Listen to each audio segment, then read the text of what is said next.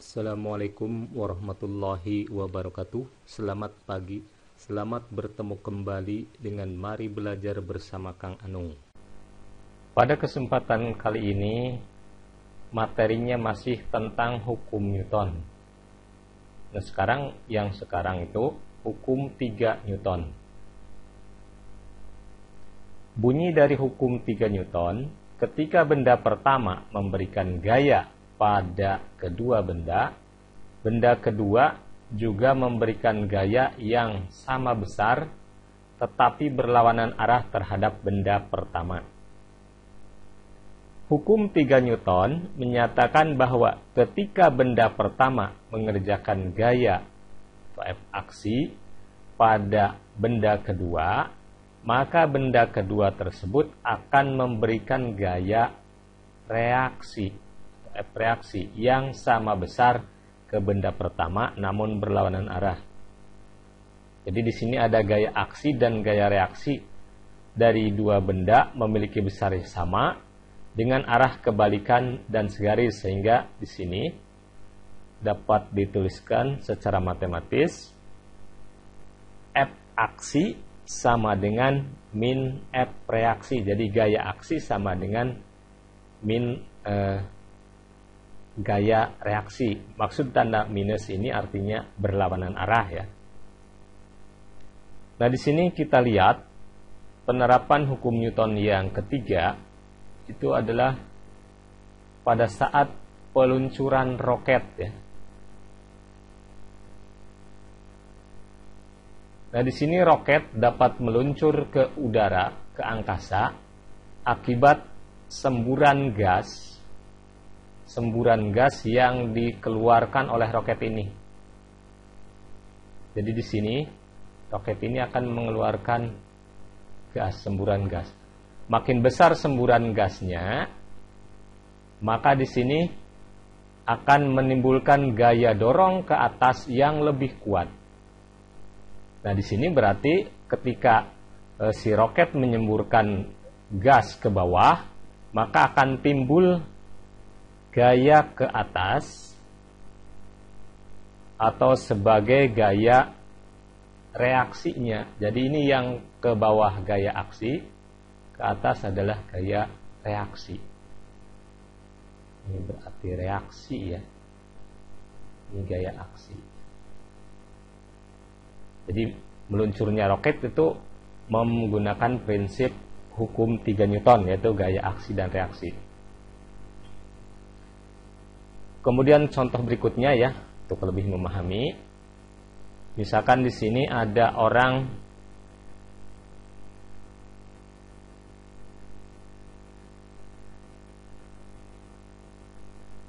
ketika kita misalkan memukul tembok.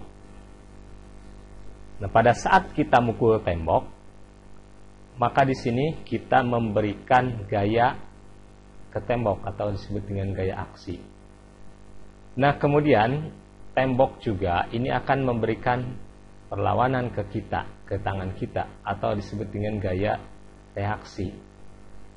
Nah, buktinya ada gaya reaksi pada saat kita mukul tembok. Makin keras kita memukul tembok, maka tangan kita itu makin sakit.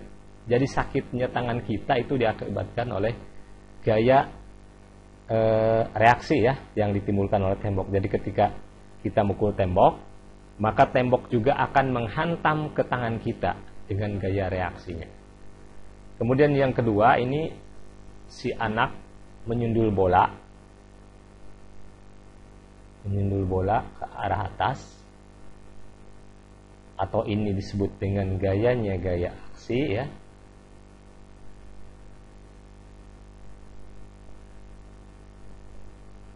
Kemudian dari sini bola juga akan menghantam kepala ya. Ketika si anak ini menyundul bola, maka bola akan menghantam kepala anak tersebut. Nah, ini arahnya berlawanan, besarnya sama. Ini disebut dengan gaya reaksi ya. Jadi ada gaya, kalau kita gambarkan di sini berarti ini. Nah, ini harus panjangnya harus sama ya. Nah, ini gaya reaksi. sama seperti ini. Kemudian kalau kita lihat juga ini ada seorang perenang. Kaki perenang mendorong dinding kolam. Nah, pada saat dia mendorong ke dinding kolam,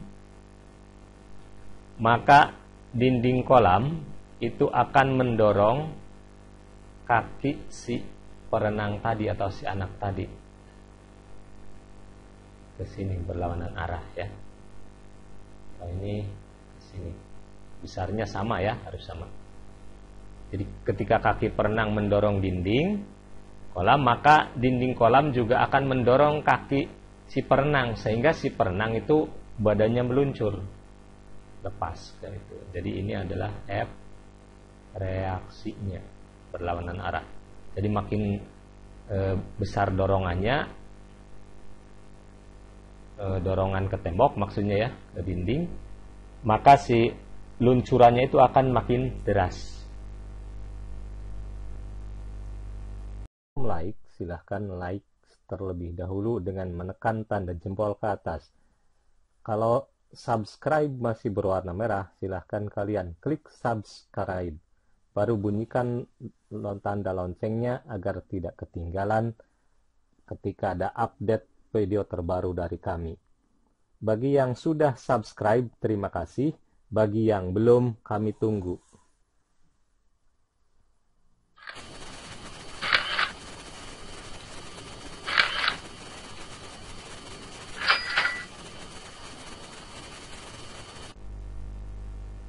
Nah, selanjutnya di sini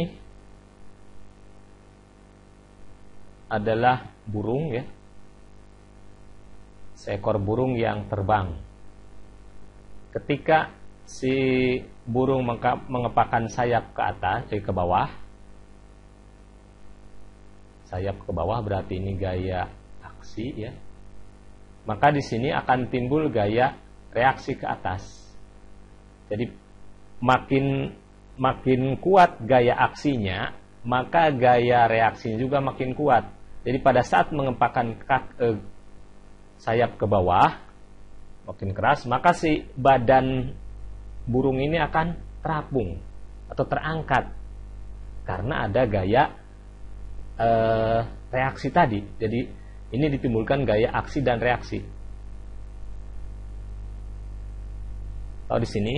Jadi gerak burung terbang dapat dijelaskan dengan menggunakan hukum 3 Newton. Burung mengepakkan sayap ke belakang, misalnya di sini mengepakkan sayapnya ke belakang untuk memberikan gaya aksi ke udara. Udara yang masanya jauh lebih besar daripada burung memberi gaya reaksi yang nilainya sama besar dengan gaya aksi namun berlawanan arah, sehingga mengakibatkan burung dapat melaju dengan kencang ke depan. Jadi burung itu dapat terbang itu karena ada gaya aksi reaksi di sini tadi ya. Makin cepat kepakan sayap, maka luncurannya semakin keras, semakin cepat ya, deras. Contoh lain ya, contoh lain yaitu pada orang yang berenang. Gaya aksi tangan perenang ke air mengakibatkan gaya reaksi dari air ke tangan dengan besar gaya yang sama, namun arahnya berlawanan, sehingga orang tersebut akan terdorong ke depan meskipun tangannya mengayuh ke belakang. Jadi ketika tangan mengayuh ke belakang, badan terdorong ke depan. Karena massa air jauh lebih besar daripada massa orang, maka percepatan yang dialami orang akan jauh lebih besar daripada percepatan yang dialami air. Hal ini mengakibatkan orang tersebut akan melaju ke depan ya. Jadi melajunya di sini ke depan itu akibat tadi gerakan tangan ke belakang ya, yang atau gaya aksinya yang akan menghasilkan gaya reaksi.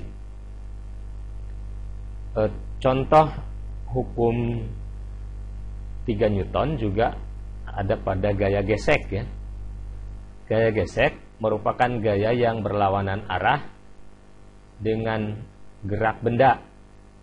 Gaya ini terjadi karena sentuhan benda dengan bidang lintasan saat benda akan mulai bergerak hingga bergerak.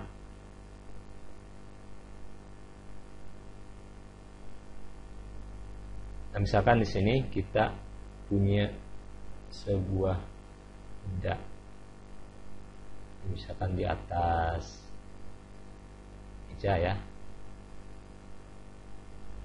Nah, pada saat di sini dikasih gaya F sebesar F ditarik ya, maka di sini bidang bersentuhan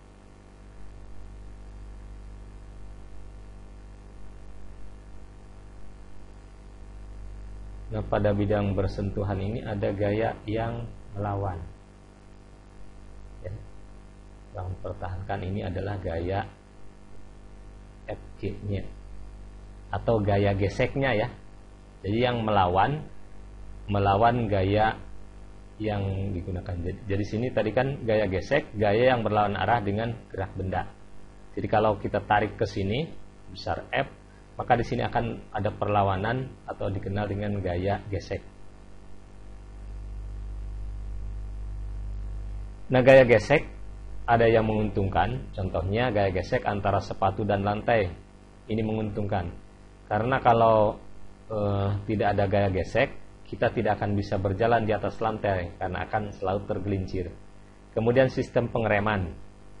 Sistem pengereman di sini bermanfaat untuk memperlambat pergerakan atau menghentikan kendaraan misalnya, itu kan akibat dari.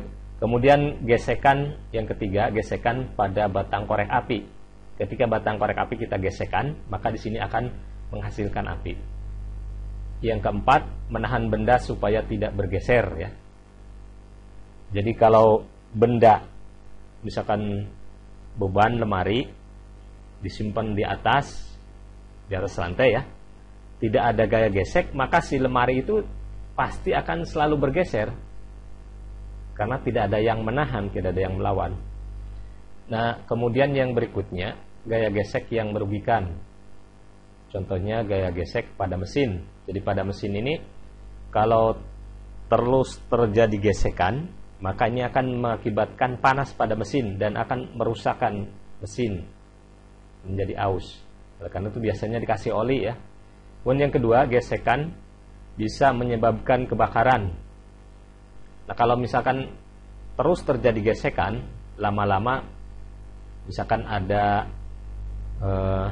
kabel listrik positif negatif terus bergesekan, lama-lama itu akan terjadi percikan api, maka terjadi hubungan singkat yang menyebabkan kebakaran. Kemudian yang ketiga, gesekan menyebabkan benda-benda menjadi terkikis. Jadi akibat selalu bergesekan, maka si benda itu aus ya, bagian itunya. Yang keempat, saat jatuh, luka disebabkan gesekan kulit dan lantai. Jadi pada saat kita jatuh ke lantai, itu akan misalkan terjadi pendarahan ya atau luka. Itu terjadi akibat gesekan kulit dengan lantai. Nah, contoh soal yang berkaitan dengan hukum 3 Newton. Gaya 100 Newton diberikan untuk menarik benda sebesar 4 kg di atas meja. Bila gaya gesek meja adalah 20 Newton, hitunglah resultan gaya dan percepatan yang dialami benda.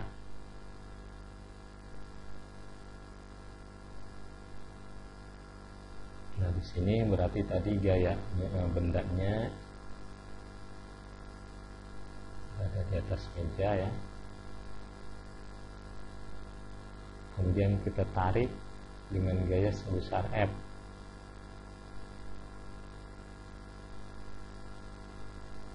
Maka di sini akan timbul gaya gesek arahnya ke sini, bergesekan antara benda dengan meja ya. Oke.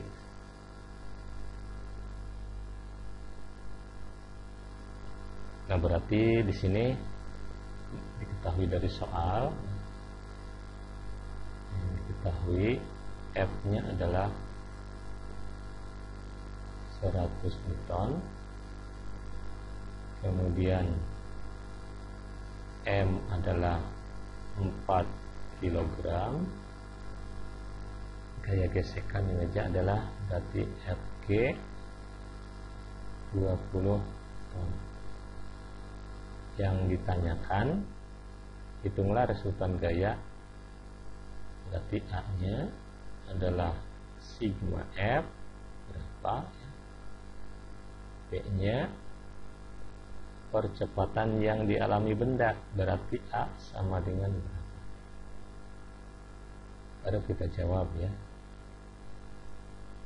Jawab yang A, berarti sigma F sama dengan F min Fg. F-nya adalah 100 kurangi Fg-nya 20 sama dengan 80 Newton. Untuk yang B, percepatan itu dihitung dari sigma F rumusnya ya, sama dengan M kali A. Sigma F-nya tadi udah diketahui, berarti 80 sama dengan M-nya adalah 4, A-nya dicari, jadi 4A. Berarti A sama dengan 80 per 4 atau 20 meter per sekon kuadrat. Jadi percepatannya adalah 20 meter per sekon kuadrat. Contoh soal yang kedua, sebuah benda bermasa 5 kg didorong dengan gaya 135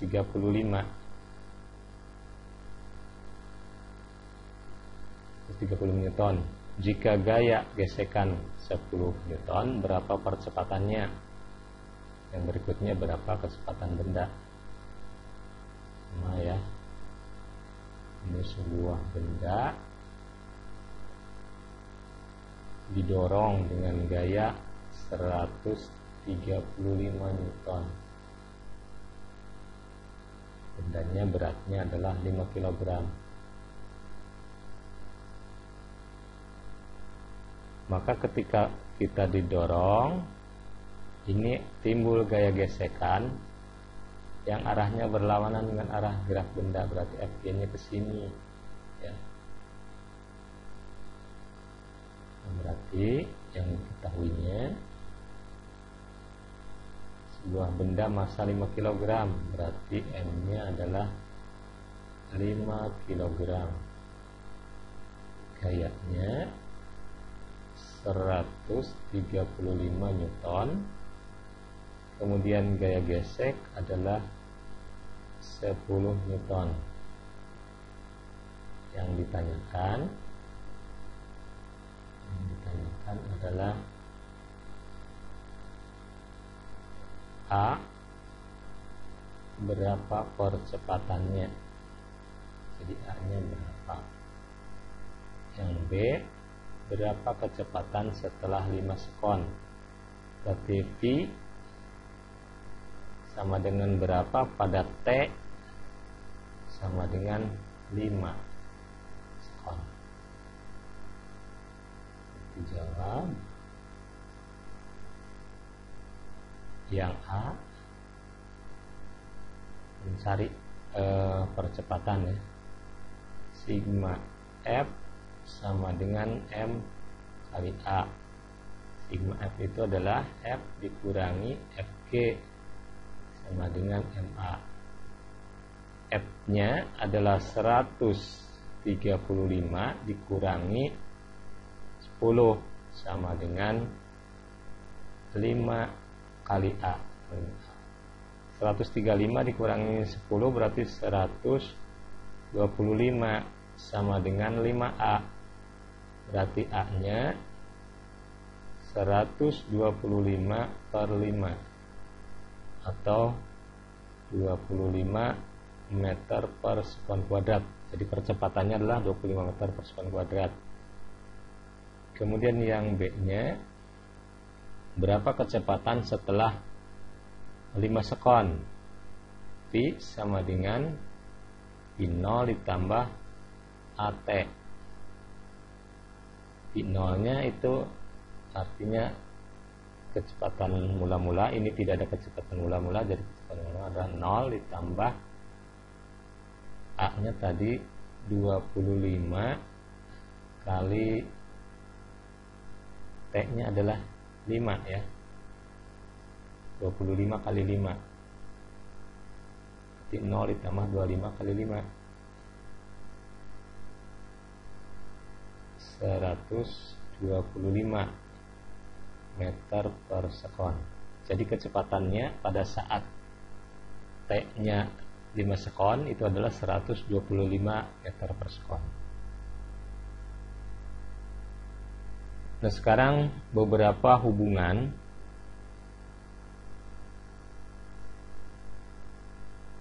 hukum Newton dengan peristiwa sehari-hari. Nah, di sini dua ekor kijang saling beradu kekuatan, terpental akibat saling mendorong satu sama lain.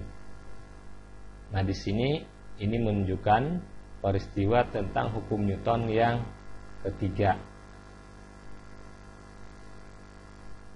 Terpentalnya kedua ekor kijang dikarenakan gaya aksi reaksi dari masing-masing kijang yang saling beradu. Yang kedua, dua ekor badak jantan yang bermassa sama melakukan adu kekuatan untuk memperebutkan daerah kuasaan. Keduanya saling mendorong dengan gaya sama sehingga tidak ada satupun badak yang bergeser dari posisinya. Ini menunjukkan hukum Newton yang pertama. Maksudnya, jadi kedua gaya yang sama dan berlawanan arah mengakibatkan resultan gaya bernilai 0. Jadi ketika resultan gayanya sama dengan 0, maka ini menunjukkan hukum Newton yang pertama, artinya benda tidak bergeser ya. Yang ketiga, contoh yang ketiga, seekor banteng jantan mendorong anak kijang dengan kekuatan penuh sehingga terpental jauh. Ini menunjukkan hukum Newton yang kedua. Itu dengan gaya yang kuat, banteng jantan mampu menggerakkan anak kijang dengan percepatan. Terjadi timbulnya percepatan itu akibat adanya gaya yang kuat tadi. Gaya ya. Makanya ini menunjukkan hukum Newton kedua. Yang keempat, seorang joki kuda mengikuti kompetisi final berkuda. Di menit terakhir, kuda yang tunggannya berhenti secara tiba-tiba sehingga joki tersebut terpental ke depan. Ini hukum Newton pertama. Joki terlempar ke depan karena ingin mempertahankan keadaan awalnya, atau ini dikenal dengan hukum kelembaman. Ya, hukum Newton pertama. Kemudian ini ada latihan yang harus kalian kerjakan untuk melatih kalian dalam menggunakan rumus-rumus yang berkaitan dengan hukum Newton yang ketiga. Soalnya adalah sebuah mesin perahu motor menghasilkan gaya 12.000 Newton.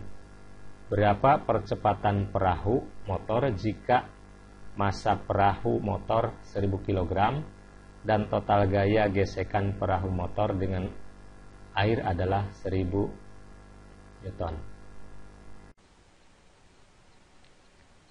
Nah, mungkin untuk pertemuan kali ini cukup sampai di sini ya. Saya tutup dengan billahi taufiq wal hidayah.